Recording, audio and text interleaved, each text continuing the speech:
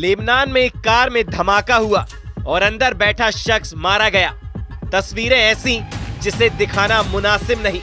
ये हमास के बहुत ही बड़े कमांडर का एनकाउंटर है जो इजराइल ने लेबनान में किया है। चलिए आपको बता देते हैं कौन है हमास का वो कमांडर जिसकी हत्या हुई है।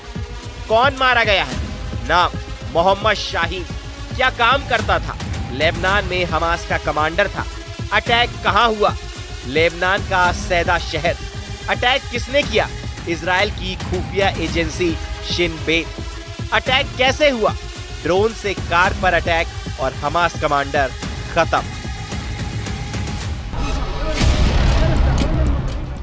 लेबनान में यह हमला इजराइल के बहुत ही आक्रामक युद्ध का सिग्नल है।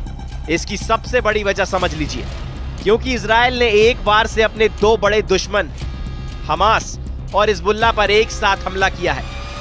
हमला हुआ लेबनान में, लेकिन टारगेट पर रहा हमास कमांडर यानी जमीन हिजबुल्लाह की, और मारा गया याहया सिनवार का लेफ्टिनेंट जो लेबनान में हमास को कंट्रोल कर रहा था। यानी वार एक और टारगेट दो। कह सकते हैं कि बेनियामिन ने एक हमले से हमास और हिजबुल्लाह दोनों को बहुत बड़ा मैसेज दिया है। मैसेज ये कि सीज फायर कैसा भी हो, जमीन कोई भी हो, इजराइल के दुश्मन सुरक्षित नहीं रहेंगे।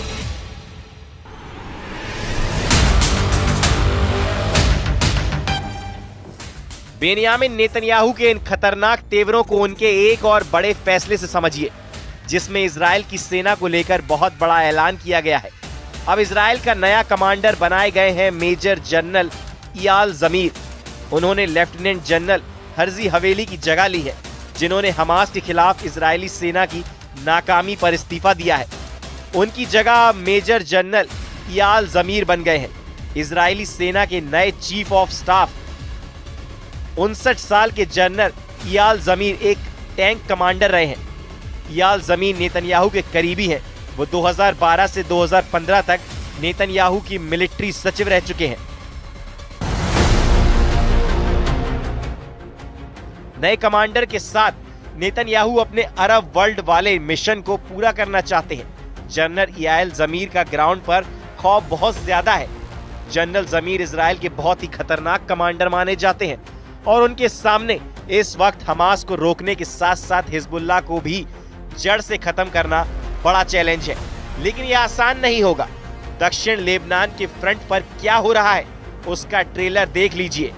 इस वक्त इजराइल हिजबुल्लाह के गढ़ दक्षिण लेबनान में बहुत ज्यादा एक्टिव है।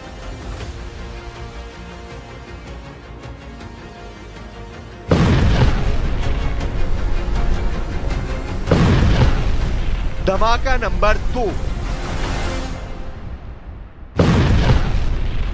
धमाका नंबर 3, धमाका नंबर 4, धमाका नंबर 5 और धमाका नंबर 6।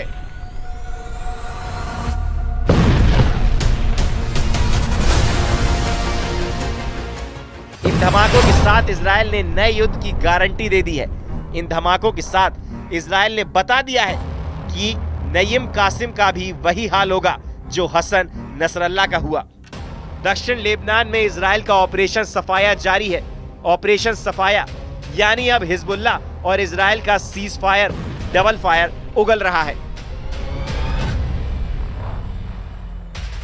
जनरल जमीर को कमान देने के बहुत बड़े मायने हैं। वो एक टैंक कमांडर रहे हैं। जनरल जमीर को 2018 और 2022 में भी इजरायली सेना का चीफ ऑफ स्टाफ बनाने के बारे में सोचा गया था। हमास से युद्ध शुरू होने के बाद जनरल जमीर को रक्षा मंत्रालय में महानिदेशक का ओहदा दिया गया। अब उनको वॉर जोन में उतारा गया है। इस वक्त लेबनान और गाजा दोनों वॉर जोन को लेकर इजराइल बहुत ज्यादा पसोपेश में है। हमास के खिलाफ उसका युद्ध किसी भी वक्त शुरू हो सकता है और यही हाल हिजबुल्लाह वाले लेबनान के फ्रंट पर है। अमेरिका डिप्लोमेसी के जरिए हिजबुल्लाह से निपटना चाहता है। मॉर्गन ऑर्टगेस लेबनान में डोनाल्ड ट्रंप की प्रतिनिधि के तौर पर भेजी गई, लेकिन अब उन्होंने हिजबुल्लाह को बहुत ही बुरी तरह धमका दिया है।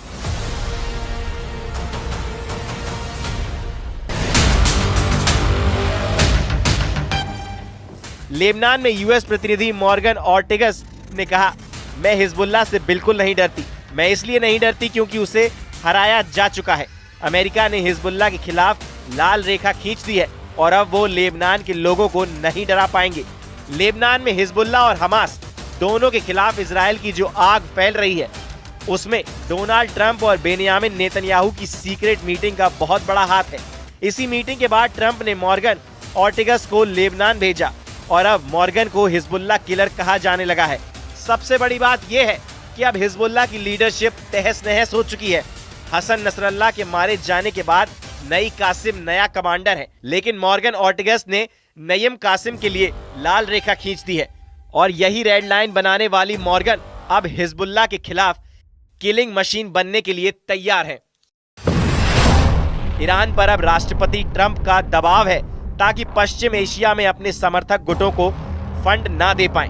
हम ये भी सुनिश्चित करेंगे कि ईरान परमाणु बम न हासिल कर पाए और क्षेत्र में बाकी देशों को भी नुकसान ना पहुंचा पाए, जो वो दशकों से करते आ रहे हैं। लेबनान में जिस तरह से हमास का कमांडर शाहीन मारा गया, ये वही आग है और इस आग को हिजबुल्लाह के लिए और खतरनाक बनाने की जिम्मेदारी मॉर्गन ऑर्टिगस को मिली है। दक्षिण लेबनान में हिजबुल्लाह के अड्डों को चुन चुन कर खत्म कर रहा है इजराइल, चाहे वो हथियारों के अड्डे हों, चाहे वो हिजबुल्लाह के लड़ाकों के अड्डे हों। एक तरफ ट्रंप की हिजबुल्लाह किलर मॉर्गन ऑर्टिगस है, तो दूसरी तरफ नेतन्याहू ने बताया है नया कमांडर मेजर जनरल इयाल ज़मीर। दोनों के पास इजराइल के दुश्मनों को निपटाने की जिम्मेदारी है। वहीं हिजबुल्लाह ने साफ साफ कह दिया है कि अब अगर इजराइल का एक भी सैनिक लेबनान की जमीन पर नजर आया तो उसके जिम्मेदार नेतन्याहू और उनके कमांडर होंगे। इधर हिजबुल्लाह महासचिव नईम कासिम ने अपना इरादा साफ कर दिया है। उन्होंने कहा, अगर कोई इजरायली सैनिक दिखा तो वो कब्जा करने वाला माना जाएगा। अब हम एक कब्जा करने वाले से कैसे निपटे, हम उसे ये नहीं बताएंगे। अब सब जानते हैं कि कब्जा करने वाले से कैसे निपटा जाता है। कुल मिलाकर हिजबुल्लाह और हमास को ठिकाने लगाने वाला ट्रंप का लाइसेंस नेतन्याहू के पास पहुंच चुका है।